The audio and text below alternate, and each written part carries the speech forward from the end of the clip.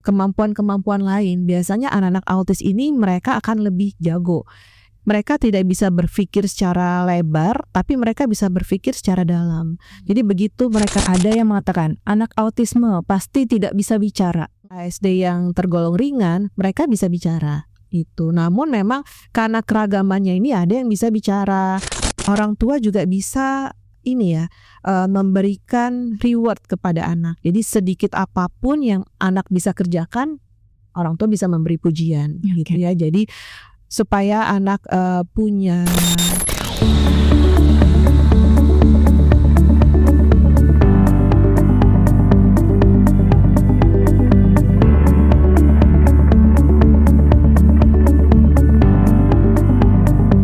Halo Sobat Sehat RSCM, senang sekali bisa kembali hadir di podcast RSCM, tempat kita membahas masalah kesehatan dan solusinya. Bersama saya Dr. Mita. Pada episode kali ini, kita akan membahas tema yang sangat penting dan dekat dengan banyak keluarga, yaitu rehabilitasi medik pada anak autis lebih dari sekedar terapi. Banyak masyarakat yang masih menganggap rehabilitasi medik hanya sebatas terapi rutin. Padahal, pendekatan rehabilitasi medik pada anak autis jauh lebih luas dan berperan besar dalam membantu anak berfungsi secara optimal dan mencapai potensi terbaik mereka dalam kehidupannya. Untuk membahas hal ini, sudah hadir bersama kita narasumber yang kompeten di bidangnya, Dr. Rizky Kusumawardani, spesialis kedokteran fisik dan rehabilitasi, konsultan pediatri. Halo Dr. Rizky, apa kabar dok? Halo Dr. Minta, baik dok. Halo Sobat RSCM. Kita sudah siap dok untuk pembahasan berikutnya? Insya Allah sudah. Oke. Baik, kita mulai dok ya. Yang pertama, saya ingin membahas mengenai beberapa karakteristik fungsi autisme. Jadi dok, sebenarnya apa itu autisme atau Autism Spectrum Disorder dari sudut pandang rehabilitasi medik? Iya, jadi autisme atau yang banyak dikenal sebagai ASD, Autism Spectrum Disorder, ini sebenarnya adalah gangguan dari perkembangan syaraf, di mana yang akan kita jumpai biasanya anak-anak dengan autisme ini akan mengalami gangguan pada fungsi komunikasi, kemudian interaksi sosial, dan biasanya juga ada perilaku-perilaku yang kita anggap itu menjadi tidak normal, seperti itu. Dan kenapa dia dikatakan sebagai spektrum? Karena gejalanya memang sangat beragam, dari yang ringan sampai memang anak-anak autis ini membutuhkan bantuan ya di dalam melakukan fungsi atau kehidupannya sehari-hari. Nah, dari sudut pandang dokter rehabilitasi medik atau kedokteran fisik dan rehabilitasi, sebenarnya kita memandang autisme ini bukan hanya sebatas dari penyakitnya saja, tapi bagaimana sebenarnya autisme ini dapat mempengaruhi fungsi seorang anak. Misalnya tadi ya, pasien ini mengalami gangguan komunikasi, kemudian pasien ini juga ternyata mengalami kesulitan dalam berinteraksi sosial. Nah, ini tentunya akan membuat anak ini menjadi kesulitan dalam hal berinteraksi dengan teman-teman sebayanya, kemudian melakukan aktivitas sehari-hari di rumah, kemudian anak ini mendapat hambatan juga ya dalam melakukan partisipasi, misalnya berpartisipasi dalam sekolah. Ya dok, tadi saya tertarik mendengar kata kunci fungsi ya dok. Tadi dokter mengulang-ulang kata fungsi. Mungkin aspek gangguan fungsi yang menjadi concern utama orang tua dengan anak ASD adalah fungsi komunikasi. Sebenarnya bagaimana gangguan fungsi komunikasi bisa terjadi pada anak ASD dok? Iya, jadi pada anak ASD ini memang ada masalah pada fungsi otak, di mana otak ini tidak dapat melakukan pemrosesan terhadap fungsi sosial dan fungsi bahasanya, seperti itu. Jadi anak biasanya tidak bisa menangkap isyarat sosial, misalnya kontak mata, kemudian ekspresi wajah, intonasi. Kalau kita kan biasanya akan berbicara seperti ini ya, dan intonasi dengan ekspresi wajah, nah itu tidak bisa ditangkap oleh anak, dan anak pun tidak bisa melakukan hal yang sama untuk fungsi komunikasinya, gitu. Dan adanya masalah pada fungsi di area otak juga mengakibatkan anak menjadi kesulitan dalam memproses bahasanya, baik itu bahasa reseptifnya atau artinya anak memahami, ataupun bahasa ekspresifnya, anak mampu untuk memproduksi kata, kalimat, atau membuat satu percakapan sehari-hari. Nah, pada masalah di ASD ini memang masalah komunikasi ya ragamnya sangat banyak ya. Jadi bisa masalahnya itu ada di komunikasi verbal. Verbal itu artinya bisa dengan kata-kata ataupun justru verbal tidak bisa, non verbal pun juga bermasalah gitu ya. Jadi ini yang memang banyak dialami. Atau bisa jadi anak bisa bicara namun anak tidak mampu untuk melakukan percakapan sosialnya, tidak bisa digunakan dalam kegiatan sosialnya. Atau bisa kita dapatkan juga anak-anak dengan ASD ini bisa bicara tapi ekolalia, jadi diulang. Kita tanya mau apa, tapi dia tidak menjawab mau apa, tapi dia langsung mengulang lagi pertanyaan kita tadi, jadi mau apa, dan itu diulang seperti itu. Nah, ini banyak ragamnya sebenarnya gangguan komunikasi pada anak ASD. Oh baik dok. Ya, jadi memang aspek gangguan komunikasinya bisa di berbagai komponen ya dok ya, terutama tadi untuk komunikasi dua arah ya dok. Betul. Ya? Oke. Nah, selain gangguan komunikasi, aspek gangguan fungsi lain yang sering menjadi perhatian adalah gangguan sensori dok. Ya, kalau gangguan sensori itu sendiri, mengapa bisa terjadi dok pada anak ASD? Iya. Jadi pada beberapa anak ASD, walaupun tidak semuanya ya dokter Gita, jadi pada beberapa anak ASD ini bisa terjadi gangguan dalam memproses input atau masukan stimulus sensorik yang masuk ke dalam otak. Nah, yang direspon oleh otak itu adalah menjadi lebih hipersensitif terhadap stimulus yang masuk atau menjadi hiposensitif, jadi kurang sensitif terhadap input yang masuk. Jadi kita akan bisa melihat bahwa anak-anak ASD ini bisa jadi dia menjadi lebih sensitif terhadap tekstur yang mengenai kulitnya atau tekstur yang dia makan. Jadi dia biasanya lebih picky eater atau memilih-milih makanan seperti itu ya. Atau dia menjadi lebih sensitif terhadap bunyi atau suara. Jadi suka menutup telinga padahal suara ini kita anggap sebagai suara yang wajar gitu ya. Atau dia melakukan gerakan-gerakan yang berlebihan atau hiperaktif. Nah, biasanya itu gangguan yang terjadi berkaitan dengan modulasi ataupun proses integrasi sensorik yang memang terjadi di otak.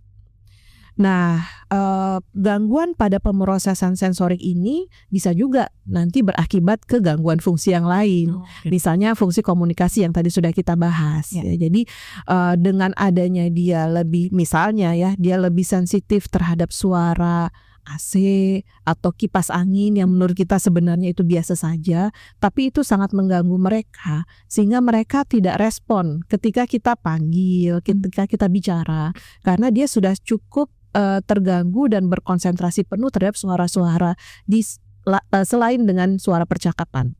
Seperti itu misalnya. Oh, baik dok ya. Jadi cukup penting juga ya dok ya untuk menangani gangguan sensori. Oke. Nah, selain deteksi dini, terapi yang dini juga penting ya dok ya untuk anak ASD. Mengapa sangat penting dok untuk dilakukan secara dini? Ya, tentunya kita tahu ya pada anak itu kan memang ada golden period ya, di mana pada anak usia 2-3 tahun atau kurang dari 5 tahun maka daya plastisitas atau daya otak itu untuk bisa berkembang itu sangat pesat, dan ini juga berlaku untuk pasien-pasien dengan ASD ini. Jadi apabila kita memberikan terapi secara dini, maka yang akan kita dapatkan hasilnya akan lebih optimal karena otak itu kita ajarkan sesuatu yang baru dan sesuatu yang memang kita inginkan terdapat perbaikan fungsinya gitu ya. Jadi kita menginginkan terapi secara dini supaya hasilnya pun akan menjadi lebih optimal. Oh, baik dok. Jadi memang ada periode emas ya dok ya, untuk terapi secara dini. Baik dok. Iya. Saya ingin bahas lebih lanjut juga dok mengenai peran rehabilitasi medik. Jadi banyak orang tua mengira bahwa rehabilitasi medik itu sekedar terapi fisik gitu. Sebenarnya apa saja cakupan rehabilitasi medik pada anak dengan autis ini dok? Dan apa bedanya dengan dokter spesialis lain? Baik, memang untuk dokter spesialis rehabilitasi medik tidak melakukan diagnosis ya. Biasanya kita melakukan kerjasama baik dengan dokter anak atau dokter kedokteran jiwa untuk melakukan diagnosis ASD ini. Nah, peran rehab adalah pasien-pasien yang memang sudah terdiagnosis ASD itu kita akan mengevaluasi fungsinya. Nah, karena yang kita concern itu adalah dengan ASD ini fungsi apa sih yang mengganggu anak?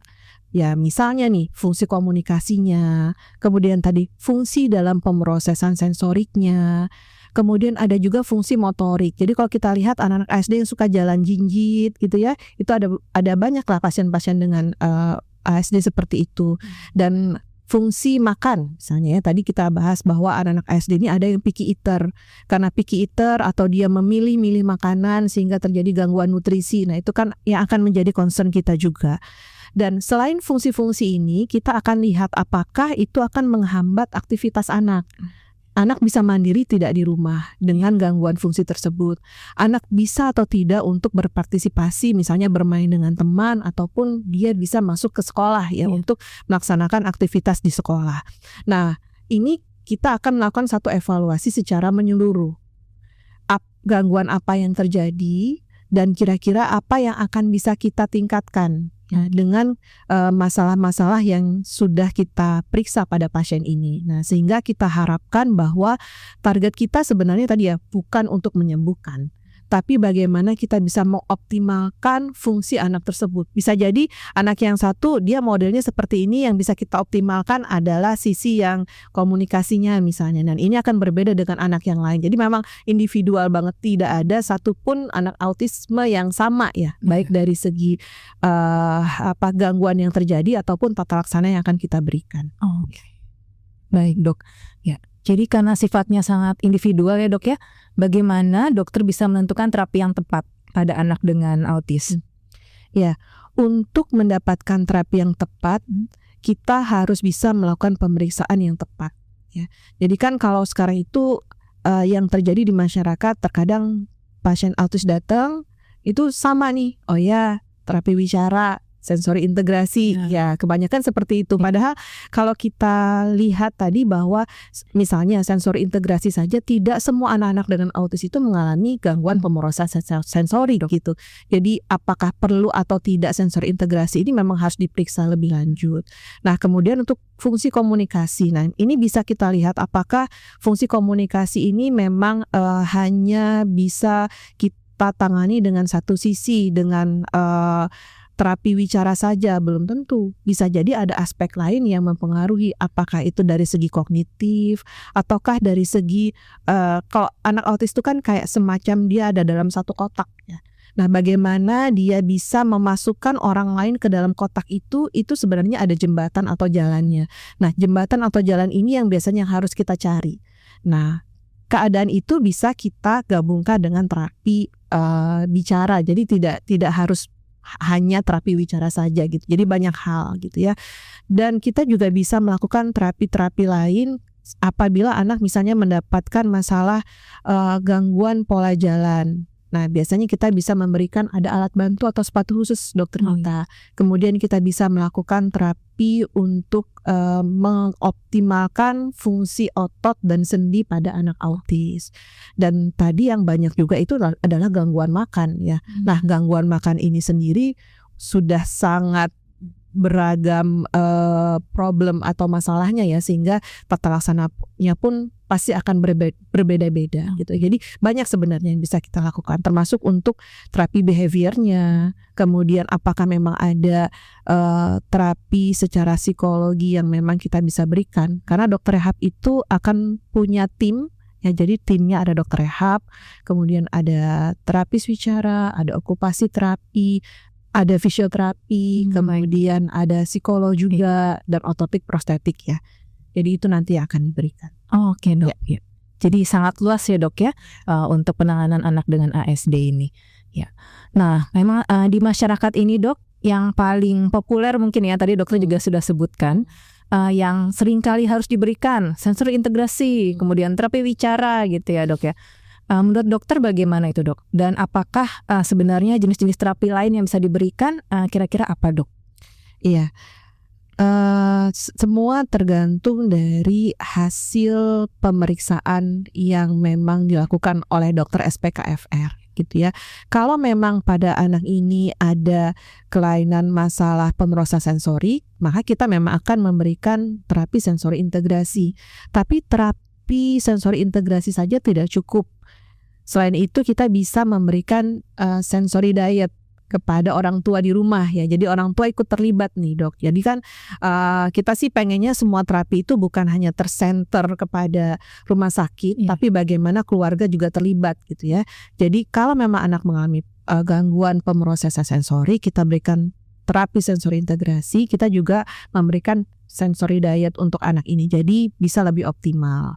Kemudian kalau untuk terapi bicara ya tergantung dokter Mita, karena keluhannya apa? Apakah memang aspek bahasanya, jadi dia produksinya yang memang kurang, atau aspek bicaranya? Kadang-kadang anak-anak dengan autisme ini juga bisa mengalami gangguan pada artikulasi atau kelancaran bicara. Nah ini jadi tergantung aspek mana yang terganggu gitu ya. Atau kalau misalnya terapi yang lain untuk motoriknya juga kita lihat mana yang terganggu, atau masalah makan tadi, apakah memang yang terganggu itu adalah kemampuan oromotornya, kemampuan dia dalam memproses makannya, atau memang ada gangguan persepsinya, atau tadi sensori integrasinya atau pemrosesan sensori yang terganggu. Banyak sih sebenarnya yang bisa kita berikan ya. Jadi istilahnya terapinya ini memang harus diberikan secara komprehensif, holistik, dan kita lakukan secara bersama-sama. Karena kita tahu tadi bahwa tantangan kita adalah anak ini di masa golden periodnya, dan di masa golden period ini yang harus kita optimalkan semua lini ataupun semua fungsi yang ingin kita optimalkan pada anak. Iya dok. Jadi tadi penting diketahui dahulu ya dok ya, mana yang perlu dioptimalkan dan dipilih secara tepat terapi yang akan diberikan begitu ya dok ya. Nah tadi mengingat berbagai jenis terapi dok. Nah saat ini juga sudah beredar luas di masyarakat. Mungkin ada salah satu terapi seperti stem cell dok untuk anak dengan ASD atau autis ini. Kalau menurut dokter atau yang sudah dokter baca-baca selama ini, bagaimana dok untuk terapi stem cell? Sebenarnya untuk terapi seperti stem cell ini penelitiannya memang masih terus berkembang ya, namun memang bukti ilmiahnya masih terbatas. Jadi hanya terbatas pada eksperimental saja gitu. Namun belum menjadi terapi yang rutin ya, karena kita tahu bahwa yang kita butuhkan pada pasien-pasien dengan ASD ini adalah kita membentuk pola di otak yang itu harus dikerjakan secara terus-menerus gitu kan. Kerusakan yang terjadi kemudian kita bentuk pola yang baru dan itu harus kita kerjakan terus-menerus. Nah, hal ini sebenarnya bisa dicapai dengan intervensi rehabilitasi medik ataupun kita kerjasama antara orang tua kemudian tenaga medis, gimana caranya untuk anak ini bisa berfungsi secara optimal. Nah, jadi untuk terapi stem cell ini memang masih secara eksperimental ya, bukan menjadi satu hal yang rutin dikerjakan ya untuk mengoptimalkan fungsi pada anak ASD. Jadi memang yang penting dan utama adalah tadi rehabilitasi ya dok ya, anak ini. Oke. Nah kalau misalnya nih seorang anak sudah menjalani terapi, nah kira-kira itu kita bisa lihat perkembangannya setelah berapa lama terapi dok? Nah ini pertanyaan yang penting ya. Karena secara umumnya pasti lama. Hitungannya mungkin bukan bulan ya dokter Mita, hitungannya tahun. Karena tidak mudah sebenarnya kan tadi dia ada spektrum. Kalau yang ringan mungkin kita bisa dalam hitungan setahun 2 tahun. Kalau yang lebih berat itu bisa lebih lama lagi gitu ya. Jadi biasanya kita akan menyampaikan kepada orang tua untuk bisa bersabar tapi tetap optimis ya dalam menjalani terapi ini gitu. Dan tidak ada terapi untuk ASD ini yang cepat. Kalau dia terapinya cepat berarti diagnosis bukan ASD. Karena sekarang kan ada yang namanya ASD-like symptoms ya. Biasanya tuh pada anak-anak yang suka nonton screen time. Jadi dia tidak bisa berkomunikasi, interaksi sosialnya juga dia sulit. Nah, pada anak-anak seperti ini biasanya dia akan lebih cepat untuk pencapaiannya. Tapi pada ASD murni biasanya akan sudahlah, pokoknya tahunan biasanya kita perlu untuk tata laksananya. Oke dok. Dan mungkin perkembangan sekecil apapun itu perlu kita apresiasi ya dok.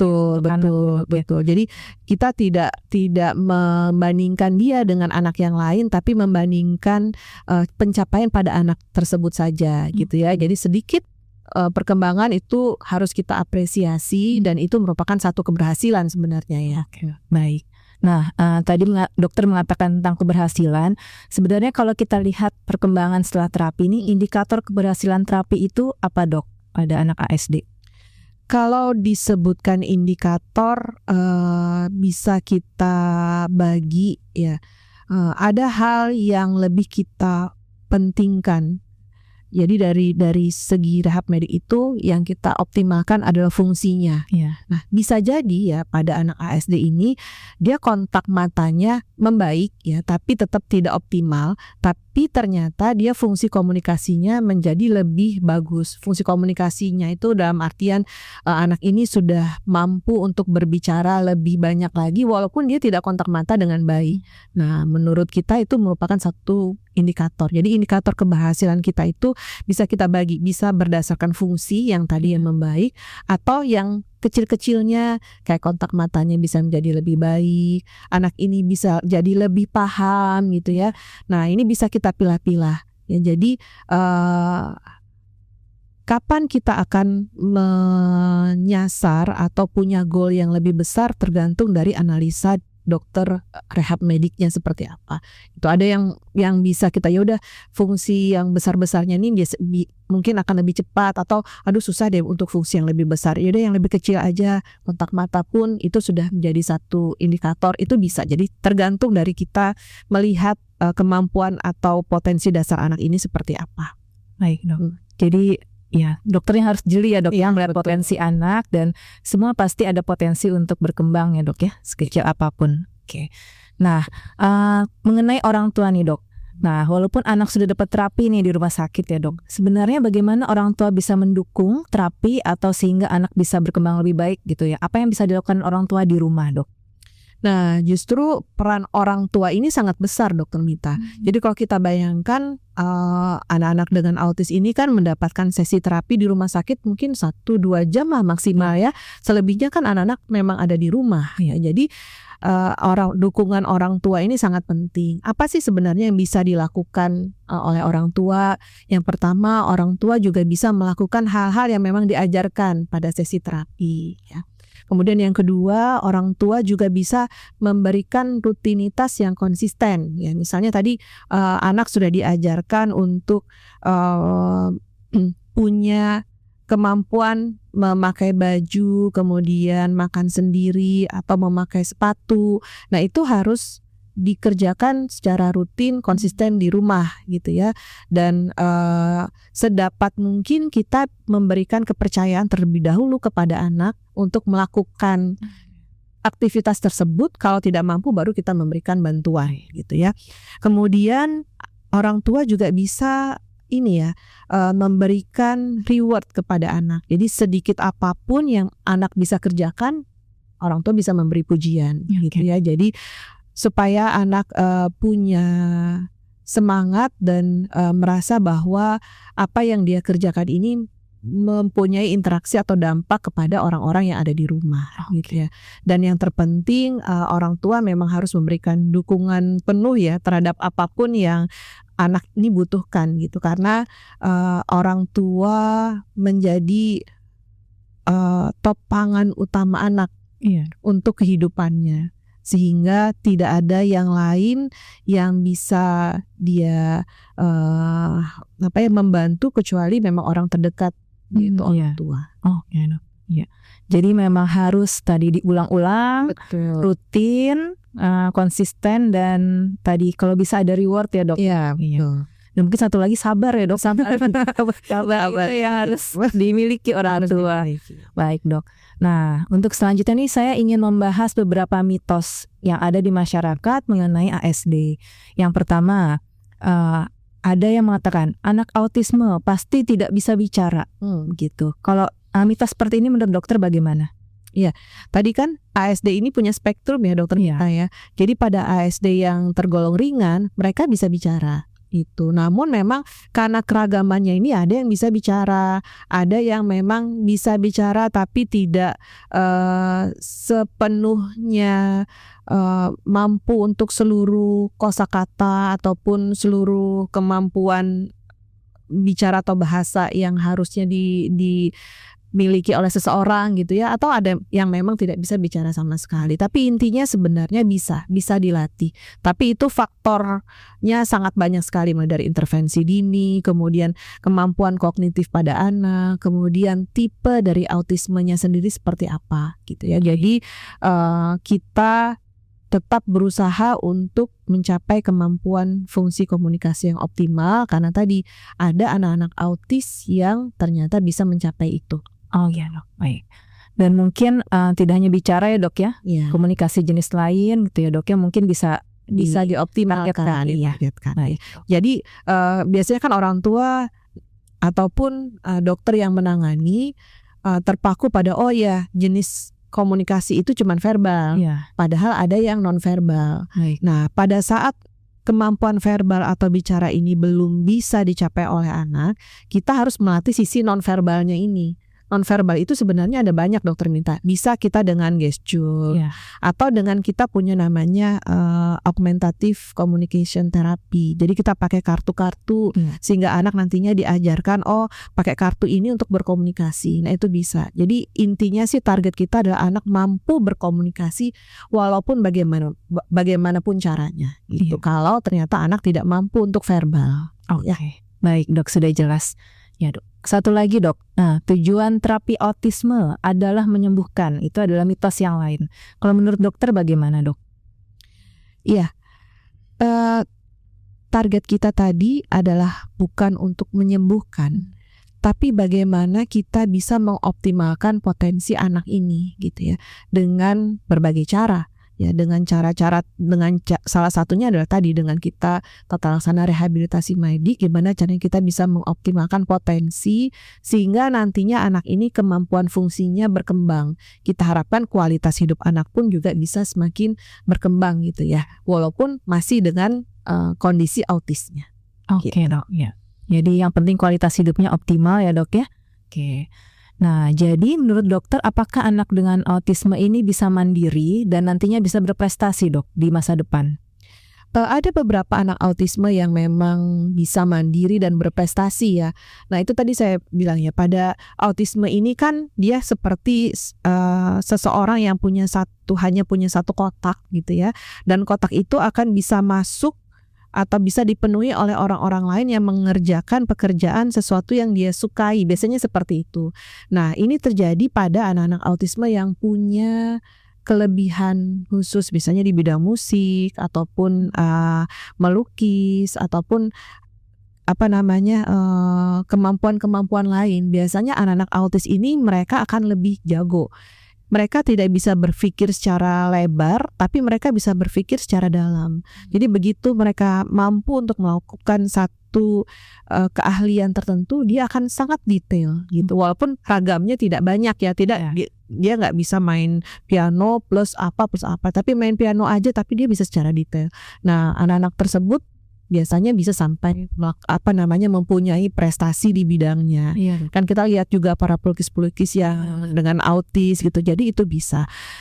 Tapi walaupun tidak semua anak autis juga mereka punya kemampuan yang spesifik seperti itu, tapi kita sebagai orang tua harus mencari, Dokter Mita, kira-kira apa yang anak ini memang bisa optimalkan untuk karyanya atau kebisaannya. Oke dok, iya dok. Itu satu lagi ya dok ya, PR orang tua. Potensi utama dari anak ya dok. Baik dok. Nah dok, sebelum kita akhiri, kira-kira apakah ada yang ingin dokter sampaikan untuk masyarakat mengenai pentingnya rehabilitasi medik pada anak dengan autis? Ya, sebenarnya autisme itu bukan akhir dari harapan ya. Dengan kita melakukan deteksi dini, kemudian memberikan terapi yang tepat, kemudian keluarga memberikan dukungan yang penuh terhadap anak-anak autis ini ya, selain lingkungan juga harus memberikan dukungan yang penuh. Kita harapkan sebenarnya anak-anak autis ini punya kesempatan untuk mengoptimalkan potensi yang ada di dalam dirinya, dan anak-anak ini akhirnya bisa juga berkembang di masyarakat ya. Dan yang terpenting adalah semakin dini anak-anak ini ditangani, maka semakin anak-anak ini punya kesempatan untuk lebih dioptimalkan lagi untuk fungsi dan potensi yang dimiliki. Ya, dan yang terpenting lagi adalah bahwa kita sebagai orang tua dan kita sebagai masyarakat ini mampu menerima, kemudian mampu memberikan kesempatan kepada anak-anak autis ini dan mampu memberikan dukungan penuh untuk mereka ya, agar mereka juga mempunyai kesempatan yang sama untuk hidup dan berkembang. Seperti itu. Baik dokter, ya. Terima kasih banyak Dokter Rizky. Sama-sama Dokter Mita. Ya, atas semua penjelasan dokter yang sangat informatif dan pastinya akan sangat bermanfaat untuk masyarakat. Ya. Demikian Sobat Sehat RSCM, semoga episode ini bisa menambah pemahaman kita bahwa rehabilitasi medik pada anak autis bukan hanya soal terapi, tetapi juga tentang mendukung kualitas hidup dan masa depan anak secara menyeluruh. Jangan lupa untuk terus memberikan dukungan, kasih sayang, dan lingkungan yang positif bagi anak-anak kita. Sampai jumpa di episode podcast berikutnya.